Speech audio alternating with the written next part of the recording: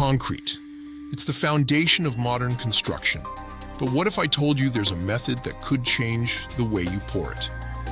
Enter dry pouring concrete, a technique that's gaining traction among homeowners and contractors alike. Dry pouring, also known as the dry mix process, involves mixing cement, sand, and aggregates separately, then adding water at the job site. It's convenient and cost-effective, but requires precision and careful attention to moisture levels. So why consider dry pouring? For starters, it can save you money. You don't need to hire a concrete mixer truck or pay for its fuel and maintenance.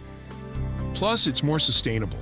By using less water in the mix, you're reducing your carbon footprint. But let's not sugarcoat it.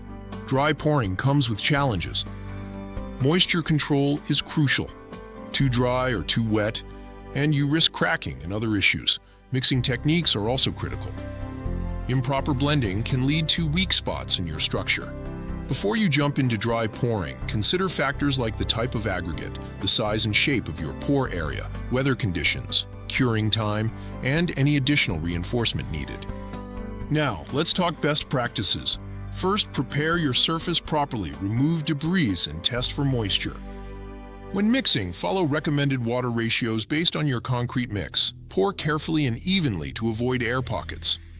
Use tools like a screed board, trowel, float, and edger for a smooth finish. Curing is where the magic happens. Cover your freshly poured concrete with a damp cloth or plastic sheeting to maintain moisture. Keep the area cool and moist during curing. How does dry pouring stack up against traditional wet pouring?